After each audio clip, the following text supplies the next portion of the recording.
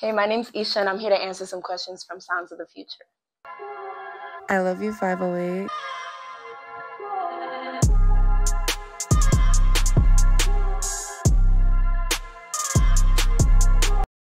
Well, I'm an artist. I'm a rock star. I do it all. I'm from Lawrence. I love my city. I love where I come from. I plan on putting the city on the map very soon because everybody loves to make it out of there and say they're from Boston. So I'm very excited for what's to come. I have a lot of things planned. I have an EP coming up, just a whole rebrand thing going on. Wasn't really satisfied with who I was as an artist, so I'm really excited to show people what ISHA really is and like just the true depths of like what makes me happy, what I'm feeling, how I express myself through music, and because music is my favorite language. I mean, if we want to get technical, I was in the 5th grade listening to Wheezy and Busta Rhymes, and those two were my favorite coming up, believe it or not. I gotta give some props to Shady too. I know people are gonna look at me crazy, but like they really inspired me to make music. Just like the metaphors and just the fast pace and being able to fit so much in like 16. Like I kind of wanted to what to say, like challenge myself to see if I can do it. And I was like 12 years old, and I remember performing in front of my friends, and I was like, yeah, I got this. And it wasn't until I hit the 7th grade and my English teacher had assigned us to write a poem or a song for our project. And I was like, I got this, I'll make it to the song. And I was like, I could do this. And that was it. Well, I've had a lot of people in my ear. I have a mind of my own, but I do like to take criticism and, see people's perspectives on things. But I feel like Each from the Night 7 was too long. I feel like I'm thinking global. Like ISHA from the 978 was very local, and I don't mean that in a bad way, because like I said, I love my city. I have it tatted twice. I got the chain. Like that shit's not going nowhere. People thought I was like kind of betraying my city in a way, but I feel like you think of all the one names. You think of Drake and Beyonce and Sierra, like all the one names. Like it's just easy. It stands out. It's easy to find. I'm thinking about people that just met me. ISHA from the 978 is a hard name to remember, and I tested it in theory, and it failed. So ISHA, exclamation point, just to emphasize the rebrand, how excited I am, how much pressure I'm really going to put out there. I feel like it's just a whole movement, and I love it. I'm really excited for it.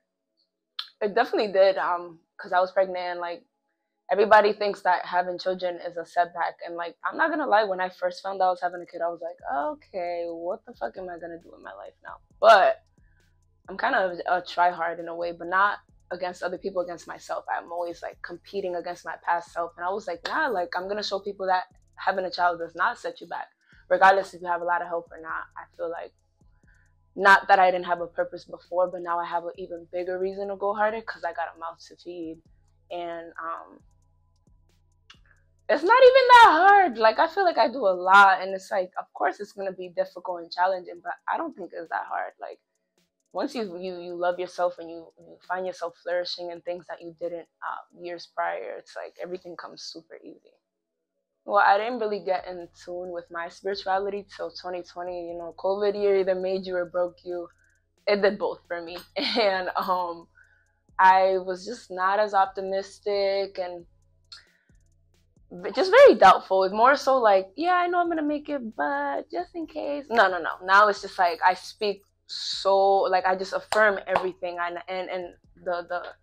the thing about affirmation that people don't understand is that your subconscious has to firmly believe it for you to manifest it. Like it's easy to say I'm gonna buy my mom a house, but if my subconscious mind and soul does not believe that, then it's not gonna happen. You're just lying to yourself, and your subconscious is your biggest enemy. So the way I practice it is just by seeing the glass half full, and going after the things I felt that I felt were challenging before. I feel like I can accomplish anything now with the mentality I have, and even like when I don't accomplish something, I know that I'm gonna have another opportunity to be able to make it happen, because I am someone who loves to challenge myself and loves to learn from my mistakes. But being able to like surround yourself with around people that also have that mindset is very important. I feel like if you don't love yourself and if you don't know yourself, I can't really, it's draining to be around those type of people. Like those type of people, you try to like get out the pool and they just steady drowning themselves, and it gets overwhelming. So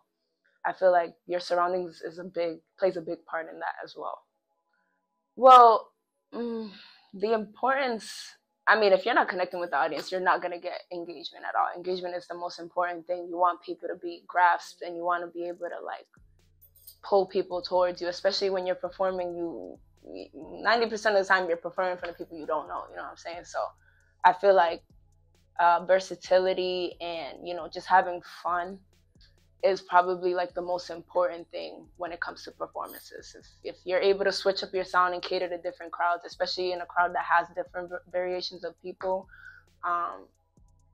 and just making sure that even though it's something that you want to eat off of, you want to make money off of, it's still fun, you know, because at the end of the day, something fun shouldn't feel like a chore. So I feel like once you get out of that mentality, I love engaging with my crowd. Like, I feel like they don't have to stand there and watch me. They could converse somewhere else. They could disperse somewhere else. Like, at the end of the day, it's my job to make sure that their eyes stay on me because they're there by a choice, not because they have to be.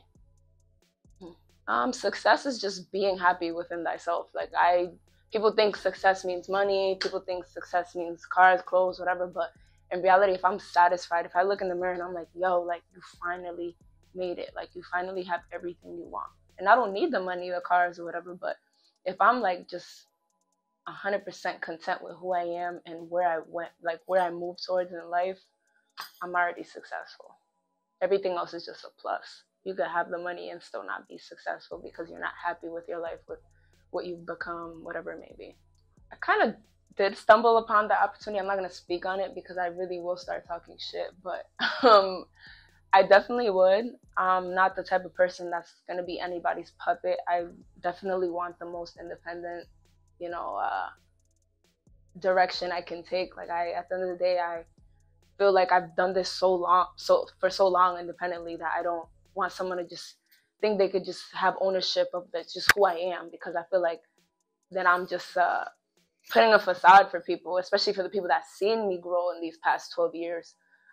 It definitely had to be something that I'm gaining a lot out of and not losing. So I'm definitely open to it, especially because I've been independent for so long. Like, what's 1 year? I'll be with that. Releasing at the right time, because I'm someone who's in the studio almost every day, and like I'm sitting on a lot of hits right now that it's like everybody's just like, and I just want to drop it right now, but it's like, I guess strategically knowing when to drop something could be the most difficult thing for me right now as an artist. Yeah, so as far as like this rebrand, I did delete my whole discography on my own page and uploaded maybe like 3 or 4 favorites that I knew had potential. But right now I am working on an EP. The date isn't solidified, but we're going with September 27th right now. I got a EP release party coming out very soon. I'm dropping the flyer soon. I'm very excited. I just learned that when you have 7 songs on an EP, it's called an album. So I'm just kind of thrown off as far as like, do I want to take a song off? Do I want to call it an album? Then have to deal with it being my whole debut album. I gotta push it crazy. It's just a lot of conversation behind it. I'm trying to make sure that I drop this with like, because every time I drop music, I don't really put much effort in it. I just be like, here you guys go, here you guys go. Like, I want to put my all into this one as far as like with visuals. I have a visual coming out on Halloween, and yeah, like I said, just expect a lot of content. The content's gonna get even better now that I'm content with who I am as an artist and what I'm gonna be putting out. Everything's gonna come so much easier. I felt like I was just pushing content because I felt like I had to just keep my name in people's heads, but now I'm doing it because I feel like it's right, you know, because I want to. It sounds cliche because everybody says it, but honestly, like, I wouldn't be where I am today if it wasn't for networking, and if it wasn't for putting myself out there, and if it wasn't for showing love to others. I feel like people have this mentality where, you know, you're in a city full of artists and people forget to show love to others, and it has to be genuine love, not that fabricated bullshit. Like, I feel like putting yourself out there and just being able to just go to an event and just meet people and be like, hey, I do this, but you're generally going there to support someone else is very important. I feel like from a fan's perspective, if I see an artist or anybody in the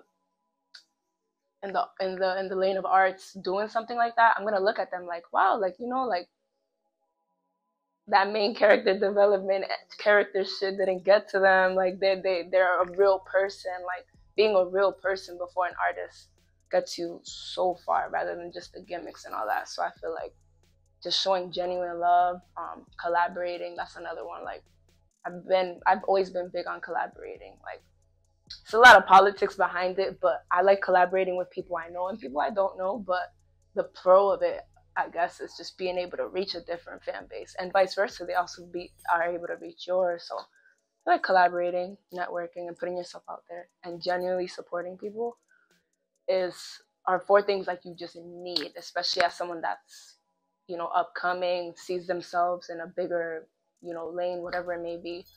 If you're just doing it for a hobby, then just have fun and be yourself. I love you, 508.